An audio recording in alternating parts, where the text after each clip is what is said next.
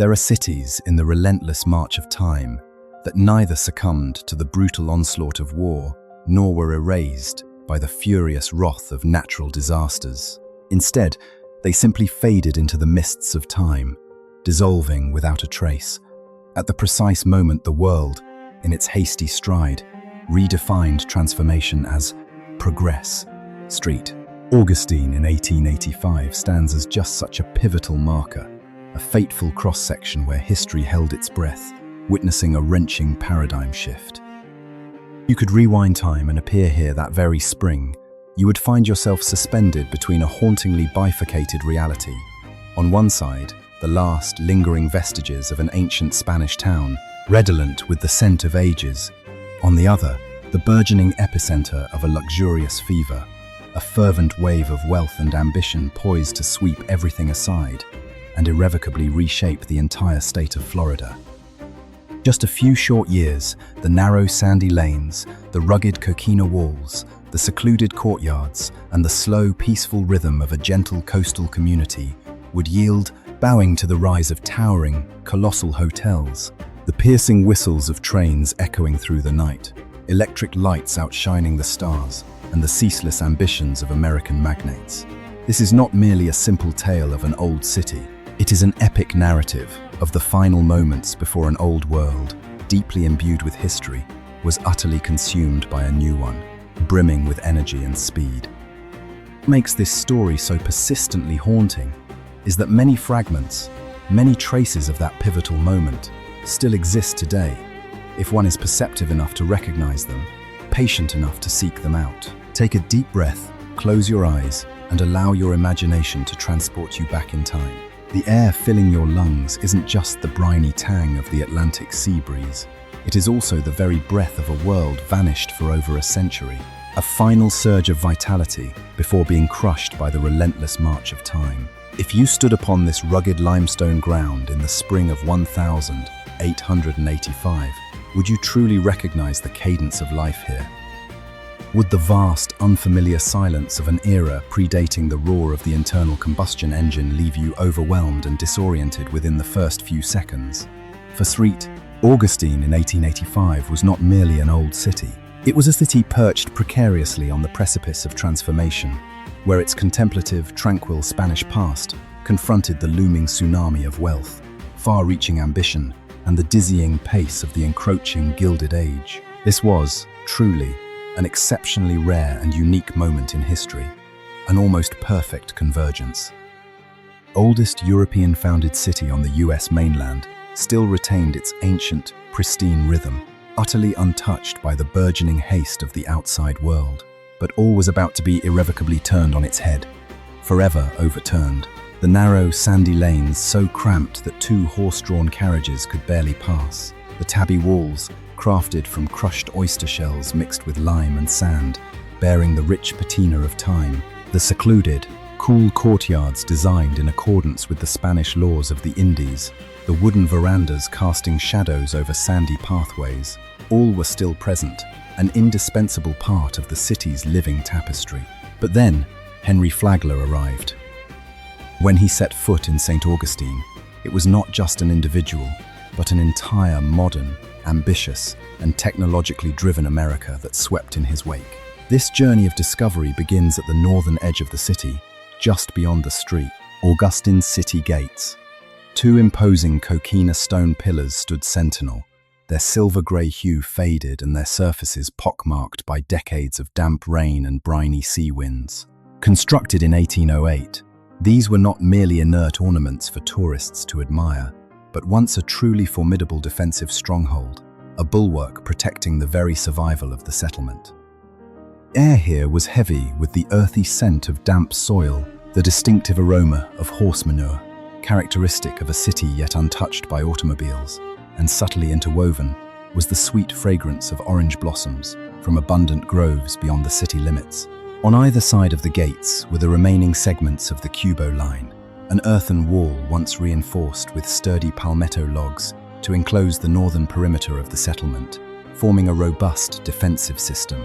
From a distance, the clatter of iron wheels from mule-drawn trams echoing over rough tracks brought with it the distinct undertones of a world steadily transitioning.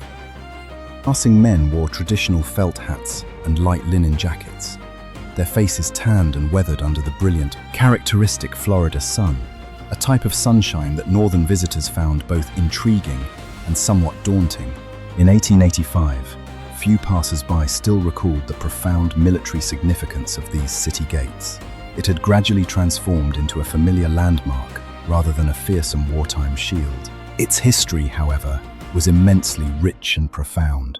The first wooden gate on this site had existed since the early 18th century, rebuilt after the devastating English assault of 1702 had all but obliterated the entire city. By 1808, this defensive system was rebuilt for the final time, taking on the form we recognize today. Standing beneath the cool shadow of the gate, one might easily encounter groups of Seminole people, traveling up from the south to trade deerskins and intricate beaded handicrafts, showcasing a vibrant indigenous culture. Yet, only a few decades later, this very spot would become a mere backdrop for photographs taken by tourists riding in modern, horseless carriages, most of whom would be utterly oblivious to why these ancient city gates ever existed or what their original purpose was. Heading south from the city gates, one entered street. George Street, often likened to the city's vital artery, the very heart of the old town. This street was so narrow that two horse-drawn carriages could barely pass each other, necessitating a slow, careful maneuver. Houses were built right up to the unpaved street's edge, their second-story wooden balconies almost reaching across, casting a natural canopy over pedestrians below. Midday sun pierced through in slender shafts, dancing across the rugged tabby walls, highlighting each crushed shell fragment and coarse grout line.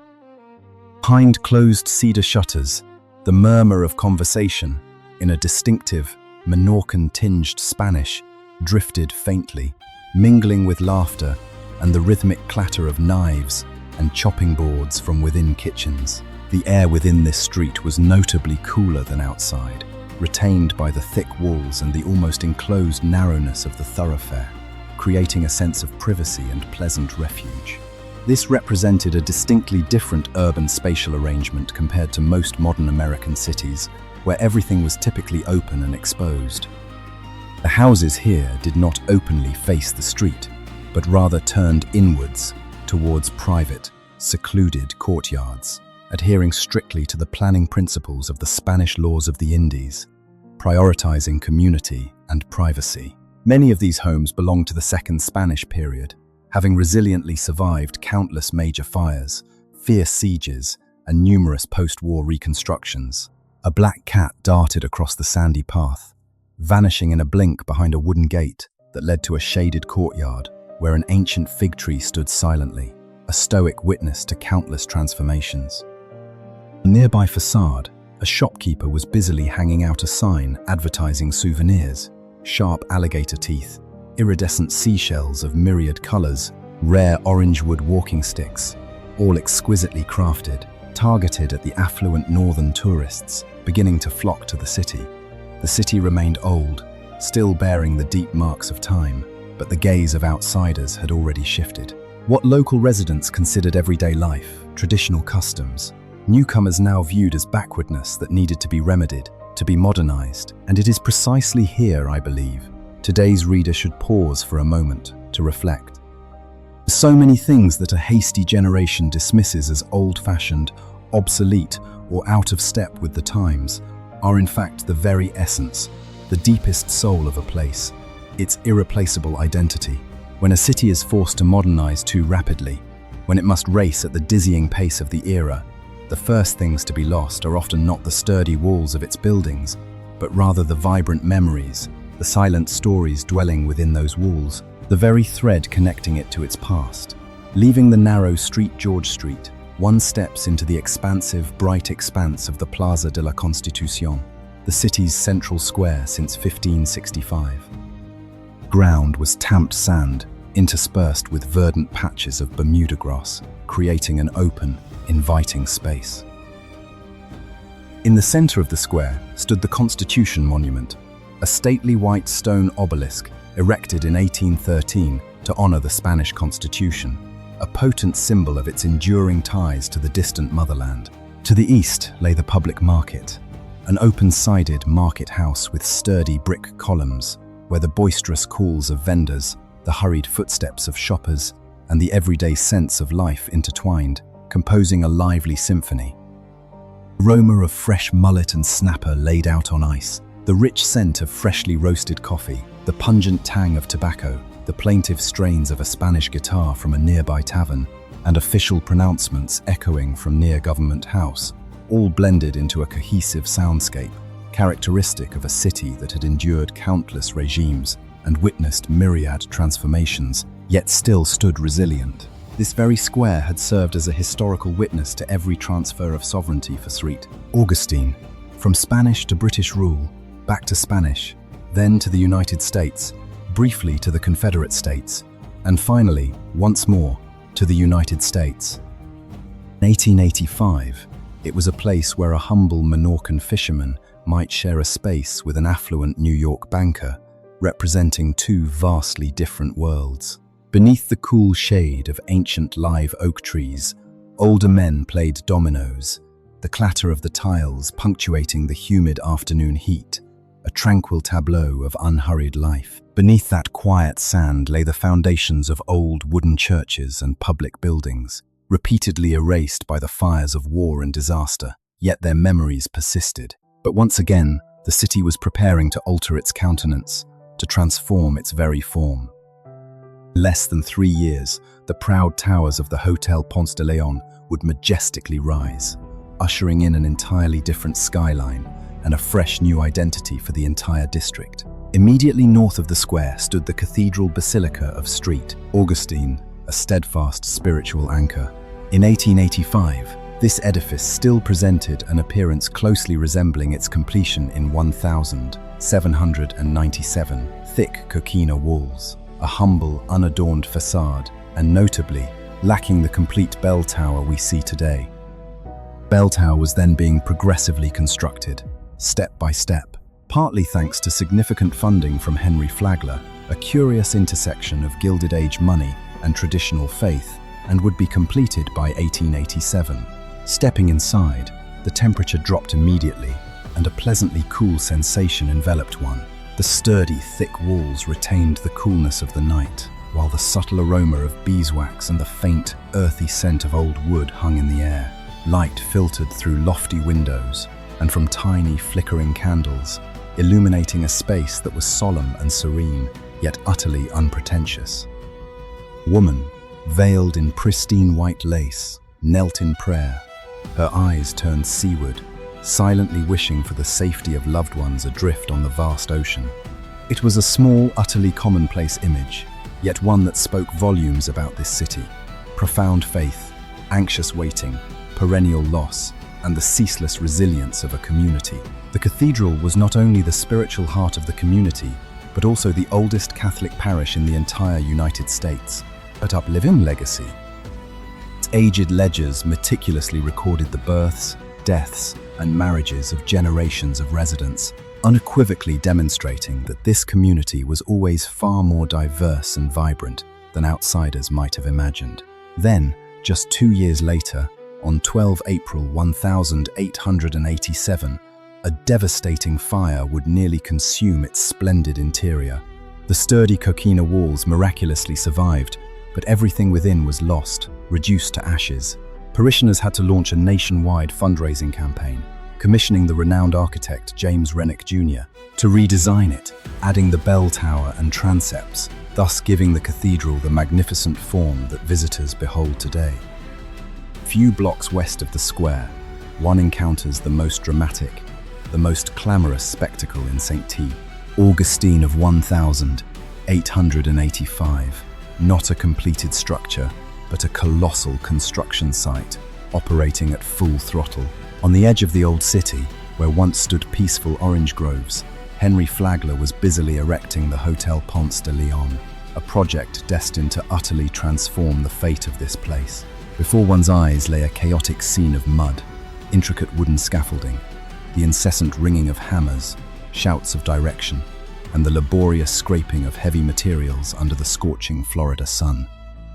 Hundreds of laborers, including many African Americans and European immigrants of diverse nationalities, were pouring successive layers of liquid concrete mixed with crushed coquina shells into wooden forms, thereby creating robust walls. The pungent odor of wet cement and the pervasive dust of sawdust filled the air, forging an atmosphere of frenzied labor, of a future actively being forged. Flagler, the illustrious co-founder of Standard Oil, began clearing and filling this tract of land during the summer of 1885. Prior to that, it had been merely a wild salt marsh and modest orange groves.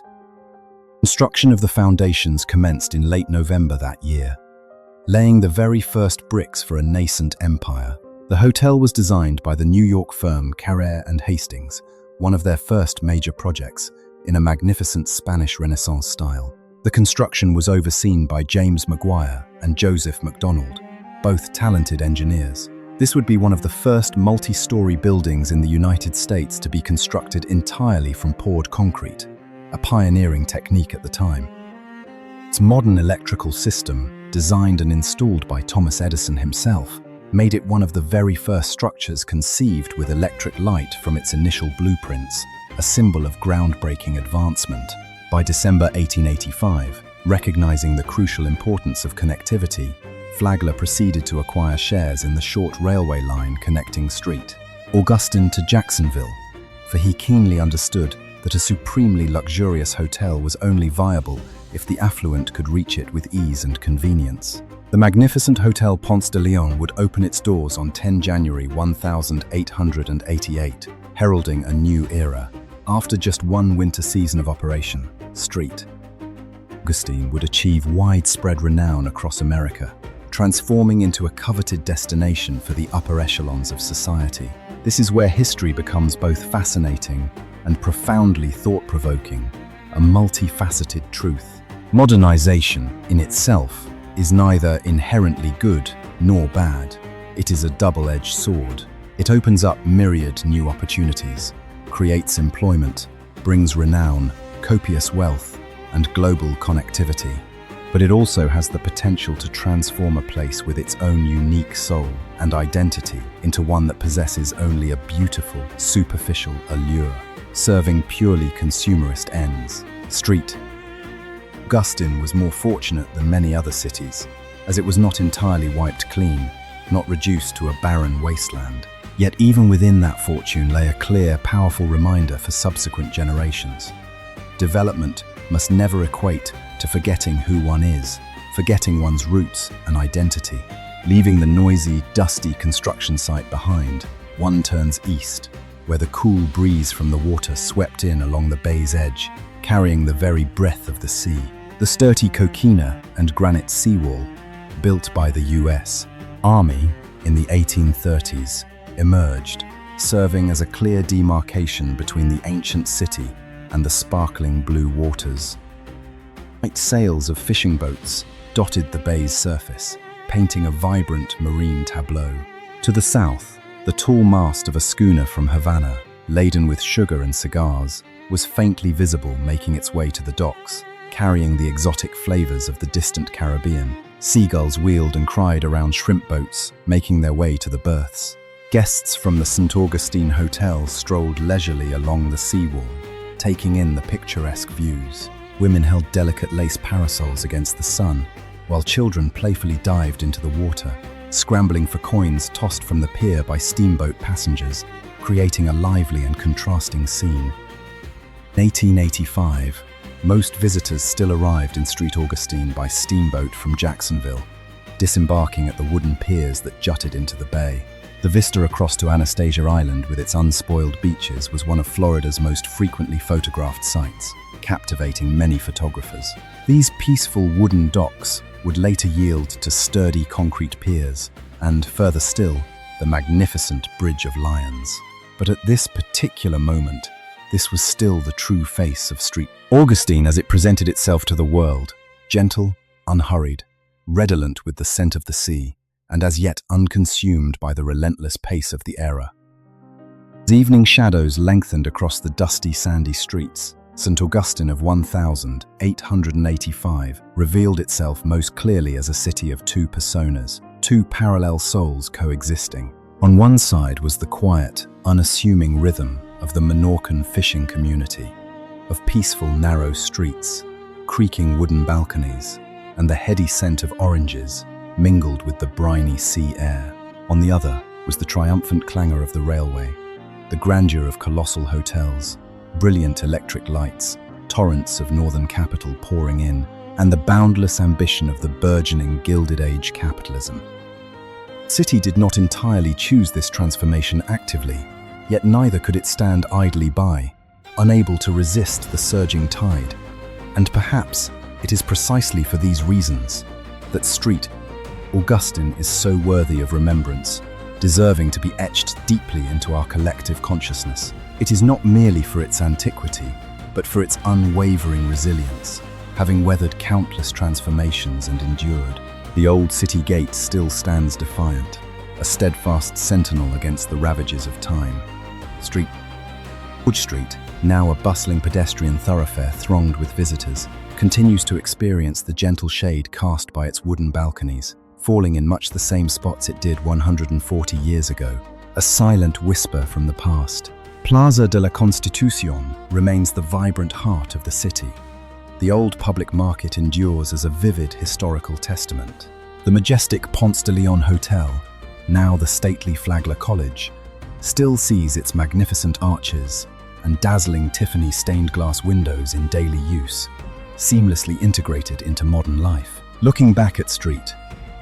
Augustine in 1885, I do not believe this is simply the story of a beautiful city from the past, a distant memory or mere nostalgia. I perceive it instead as a gentle yet profoundly insightful and honest reminder for the present, for all of us. Every generation invariably believes it is building the future, laying foundations for something newer and better.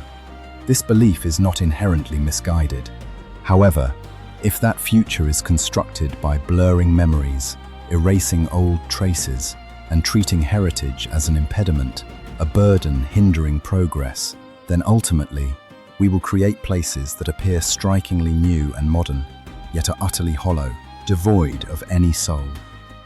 A city, much like an individual, only truly possesses depth and identity when it understands its origins and cherishes its roots. And perhaps the greatest value bequeathed by St. Augustine in 1885 does not lie in its enduring coquina walls, its ancient city gate, its central plaza, or even the opulent hotel that would later emerge. Its most significant contribution lies in compelling us to confront a highly contemporary and pertinent question. When a place becomes more famous, affluent, and appealing in the eyes of the world, can it truly retain its authentic self, its unique identity and soul? Many cities across the globe have failed to navigate this harsh dilemma. May have kept their familiar names, preserving a few beautiful, showy facades, but their inner spirit has often been replaced by something else entirely, a hollow imitation.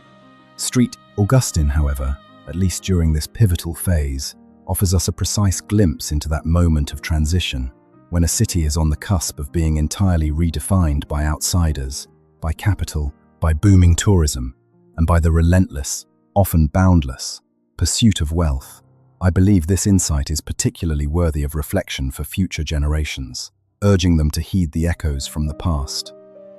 People today are all too easily swept away by the notion that the new is inherently superior to the old, that faster is always better than slower, and that a place's success is directly proportional to the number of people it attracts. Yet history is not so simplistic, nor is it always a linear progression towards perfection. Certain values only thrive when life's pace is slow enough for people to truly hear one another, when streets remain intimate enough for memories to cling to every corner and brick, and when the local community remains the genuine steward of their home, not overshadowed by external forces. Once these delicate elements vanish, they are almost impossible to fully restore, regardless of how advanced technology becomes or how abundant financial resources may be. Therefore, to look at St. Augustine in 1885 is not merely to gaze upon an old coastal town that has receded into the past. It is to behold a sharp reflection of countless cities today, places also grappling with the delicate balance between preservation and development, between memory and profit, between unique identity and universal convenience. If one were to draw out the single most memorable observation, the core lesson from this narrative, it would be this for me. True civilization is not defined by how much we build anew, nor by how rapidly we develop, but rather by whether, as we move forward, we remain sufficiently aware and wise enough not to destroy that which constitutes our soul, our very core essence. As the sun dipped towards the San Sebastian River, painting a corner of the sky crimson, Flagler's first electric lights began to flicker on across the city, like nascent sparks of a new era. 20th century was fast approaching, bringing with it noisy automobiles, colossal bridges, and millions of tourists destined to descend upon the city. Yet in this final, lingering moment, the air still carried the faint, sweet scent of orange blossoms and the distinctive salty tang of the Atlantic, and St. Augustine remained truly itself, intact in its essence, taking one final, deep breath before embarking upon a different existence, an entirely new chapter in its rich history. If we listen carefully enough, deeply enough, we will recognize that this is not a story unique to St. Augustine alone. This is a universal narrative, echoing in every place that has had to relinquish a piece of its precious past to step into the future, to join the relentless current of its era. And it is also our own story, we who live in an age of such rapid transformation that we sometimes forget what should never be lost, what constitutes enduring value. If you wish to continue journeying through such moments, through places where history is not merely recounted, but almost springs to life before one's very eyes, I invite you to stay for the next leg of this exploration. There remain countless other cities, numerous pivotal moments, and many hidden truths concealed beneath history's grand facade, all awaiting discovery and revelation.